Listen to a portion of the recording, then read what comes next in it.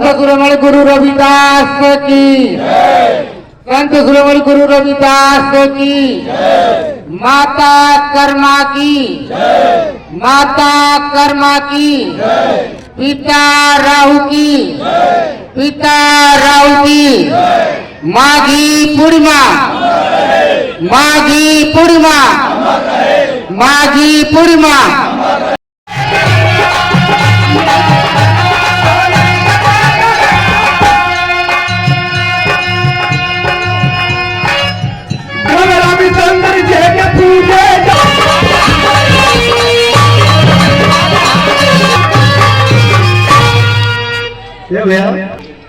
बहुत पुरस्कार चरणों में कोट शासीता आशीर्वाद को प्रतीक्षा बा ठीक बात हुआ जैना पे जो देना कहीं गिरी जाए नहीं आवा, लेकिन अगर एगो के ऊपर साले समझ आ जाए तो सबे पहले तो वैसा हमारे ना तो वो बोल दिया जाए। हम कहें कि अभी आप बोलत हो वही में कौड़ी बात की है, ऐसे जो ना कि हम ना कुछ बोलत नहीं है। ठीक है, अभी अभी ने रामचंद्र जी जो है, रामचंद्र यादव जी बड़े ही सुंदर गीत गाए,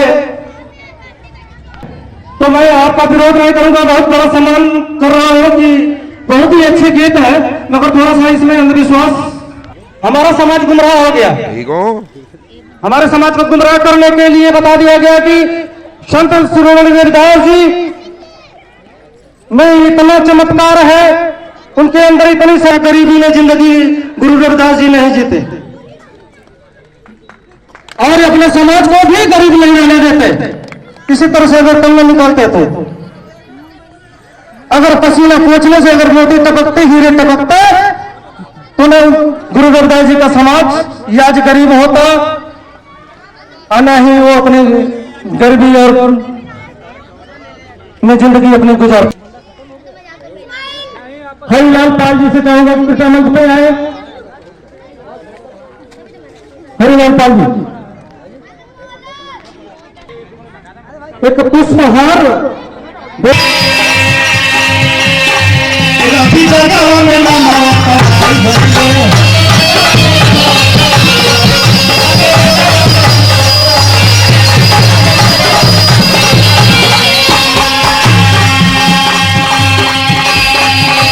₹1 का पुरस्कार। आपने एक अच्छे मार्गदर्शन का काम किया है, जवान भैया बताओ इलाज से हम किए सोचे समझे के मौका मिले, हम आभारी हैं, आपका सम्मान करते हैं। कम छपा मुतनी तो हम कहीं कहीं सकी हो गया कह रहा देखा पक्का बीते पंखा जब धूम आई गई है।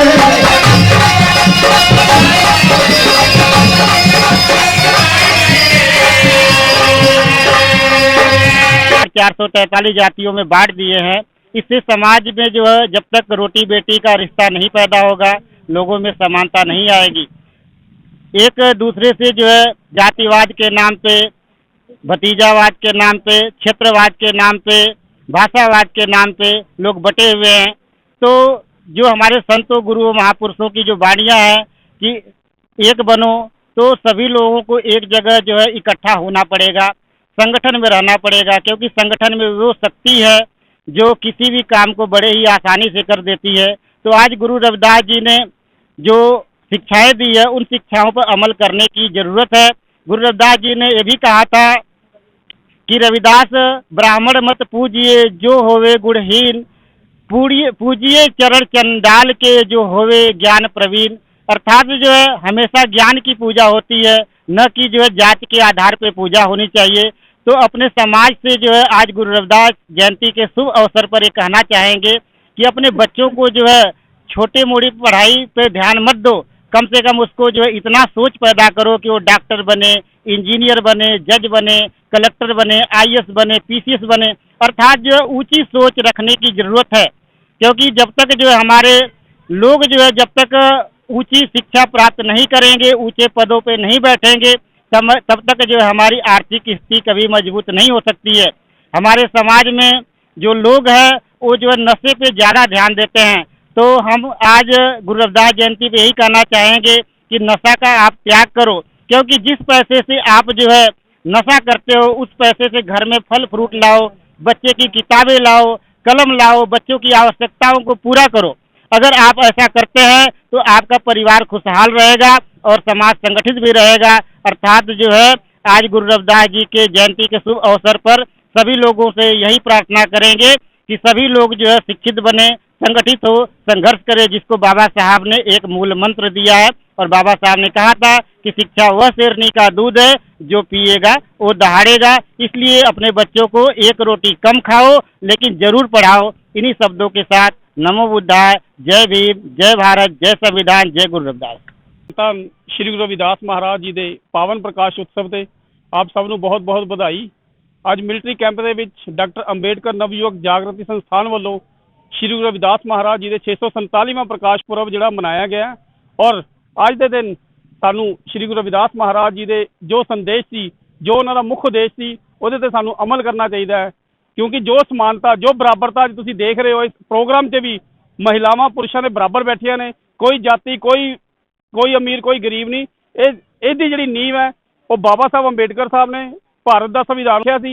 600 ਸਾਲ ਪਹਿਲਾਂ ਗੁਰੂ ਰਵਿਦਾਸ ਮਹਾਰਾਜ ਜੀ ਕਹਿ ਗਏ ਸੀ, ਐਸਾ ਚਾਹੂੰ ਰਾਜ ਮੈਂ ਜਹਾਂ ਮਿਲੇ ਸਭਨ ਕੋ ਅੰਨ, ਛੋਟ ਬੜੇ ਸਭ ਸਮ ਬਸੇ ਰਵਿਦਾਸ ਰਹੇ ਪ੍ਰਸੰਨ। ਮਤਲਬ ਐਸਾ ਰਾਜ ਹੋਵੇ ਜਿੱਥੇ ਕੋਈ ਛੋਟਾ ਕੋਈ ਵੱਡਾ ਨਾ ਹੋਵੇ, ਕੋਈ ਉੱਚਾ ਕੋਈ ਨੀਵਾਂ ਨਾ ਹੋਵੇ, ਕੋਈ ਗਰੀਬ ਕੋਈ ਅਮੀਰ ਨਾ ਹੋਵੇ। ਬਾਬਾ ਸਾਹਿਬ ਡਾਕਟਰ BR ਅੰਬੇਡਕਰ ਜੀ ਨੇ ਭਾਰਤ ਦੇ ਸੰਵਿਧਾਨ ਦੇ ਵਿੱਚ ਸਾਰਿਆਂ ਨੂੰ ਬਰਾਬਰ ਦਾ ਹੱਕ ਦਿੱਤਾ ਔਰ ਅੱਜ ਉਹ ਬਰਾਬਰਤਾ ਦੀ ਲੋੜ ਹੈ। ਅੱਜ ਜਿਹੜਾ ਇਹ ਗੁਲਸ਼ਨ ਖੁੱਲਿਆ ਹੋਇਆ, ਜਿਹੜਾ ਫੁੱਲ ਹੈ, ਇਹ ਖਿਲੇ ਹੋਏ ਨੇ, ਇਹ ਇਸੇ ਕਰਕੇ ਨੇ, ਕਿਤੇ ਨਾ ਕਿਤੇ ਗੁਰੂ ਰਵਿਦਾਸ ਮਹਾਰਾਜ ਜੀ ਦੀ ਸੋਚ ਕਰਕੇ, ਉਹਨਾਂ ਦੀ ਜਿਹੜੀ वाणी है उन्होंने करके है। संत श्रोमणी रविदास जी महाराज जी की जयंती के शुभ अवसर पर संपूर्ण राष्ट्र को बधाई देता हुआ यही कामना करता हूं कि रविदास जी महाराज ने जिस तरीके से समाज में फैली हुई कुरीतियों, आडंबरों का नाश करने के लिए अपनी वाणी का प्रचार पूरे विश्व में किया, आज कहीं ना कहीं वो थोड़ी सी धूमिल होती नजर आई, तो बाबा साहब ने उनका अनुकरण करते हुए संविधान में प्रावधान रखे और नारी शक्ति को हमारे समाज में बराबरता का हक दिया और दबे कुचले समाज को ऊपर उठाने का काम किया।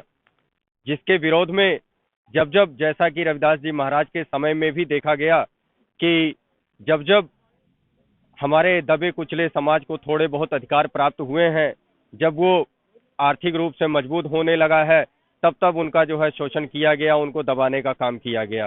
आज भी वही काम किया जा रहा है।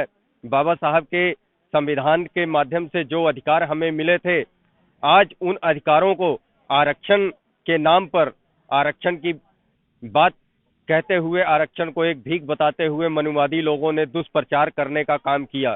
क्योंकि नौकरी इनके हर एक घर में चाहिए, लेकिन अगर गलती से कहीं आरक्षण का लाभ मिलते हुए समाज के किसी भी 1% आदमी को रोजी रोटी का प्रबंध होता है, उनके बच्चे अगर पढ़ लिख जाते हैं और उनको नौकरियों में प्रतिस्पर्धा पेश करते हैं, तो वो उनको दिक्कत आने लग जाती है और उनको लगता है कि अगर आरक्षण नहीं होता तो ये लोग जो है हमारे बराबर नहीं उठ बैठ सकते थे। तो इसका कहने का मतलब ये हुआ कि नौकरी तो उनको पूरे घर में चाहिए, लेकिन हमारे समाज को जगाने के लिए, हमारे समाज को थोड़ा सा मजबूत करने के लिए अगर आरक्षण आ जाता है, आरक्षण की वजह से नौकरी मिलती है, तो उससे उनको दिक्कतें बहुत ज़्यादा होती हैं। जिसकी काट के रूप में मनुवादियों ने तरह तरह के कानून बनाने का काम किया, जिसके लिए अभी सबसे ज़्यादा प्रचार किया जा रहा है UCC का। कहते हैं सभी लोग समान हो जाएंगे। तो मैं उन मनुवादी लोगों से पूछना चाहता हूँ कि आपको समानता किस तरीके से चाहिए?